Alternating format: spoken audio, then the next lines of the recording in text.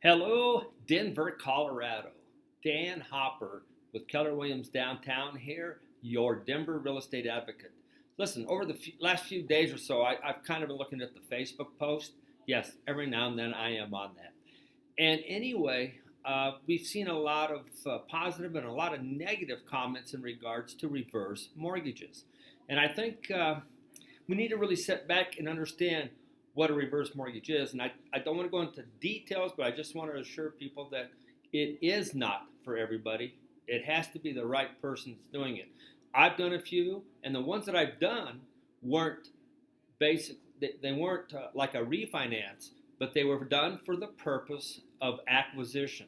In other words, the folks had to sell the house that they were in.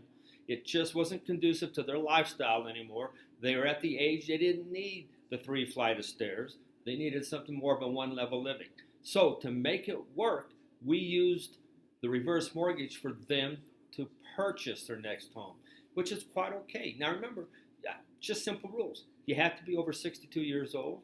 Both people do, or one person, depending on who it is. And you've got to have equity in your home. Well, fortunately, both the families that I helped, they owned their property free and clear. So they certainly had equity. Now, there are some rule changes that have taken place. I'm not going to get too much of a detail about it, but understand that these type of loans are backed by the Federal Housing Administration, FHA, and they're designed as a home equity conventional type mortgage in a way. But really what that means is they're treated like kind of like a credit card, because what you're doing is you're borrowing the equity to live. And you see, there's a lot of people that just, their only money, their only assets are in the equity of their home. But because of their change in lifestyle, they need a product or something like this so they can get the money out of their home and live. In both cases that I dealt with clients, they needed to sell because they really had to get out of that property just for lifestyle reasons.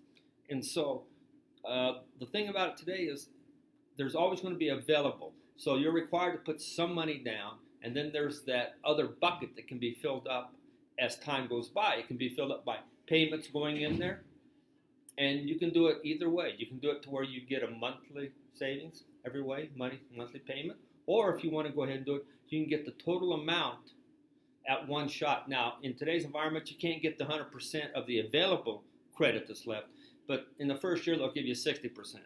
And the reason for that was some of the negative comments that I saw on Facebook. And this is the reason.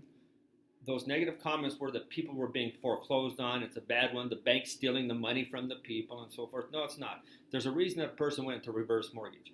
But here's what was happening. They were trying to take all that 100% up front so that they weren't getting the monthly disbursements. They took it all up front, but then they spent it.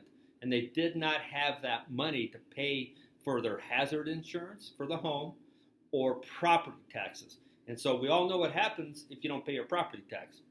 You go into a tax foreclosure, which again gets foreclosed on. Same thing with homeowners insurance. It's not escrowed by the reverse mortgage company. It's up to you to pay your homeowners insurance. And if it's not paid, they'll foreclose on you in regards to that. So understand why there's a foreclosure. Otherwise, if there's two people on that loan, both over 62, if one passes, the other one gets to live in the house till they pass. Or if they happen to sell it, then eventually that reverse mortgage has to be paid off. And there's be equity. Now here's another thing. What if they outlive that equation that they come up with on the equity?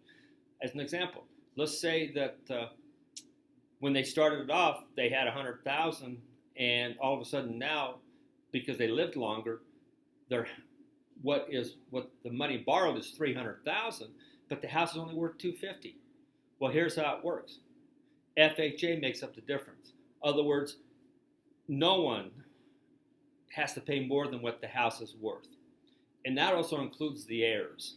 So if both relatives have passed, then the heirs get the property. Guess what? You're going to have to sell it, or you can just turn the keys over to the bank, but they won't foreclose on you. They will foreclose, though, to get the loan, the reverse mortgage, but there's many more options for you to take care of, and one of them is basically sell the property or turn the keys over in deed of lieu of a foreclosure. So anyway, just quick stuff about it. It's nothing to get scared about, guys. It's a great product in today's environment. It was a great product years ago, and it still is. It's not for everybody.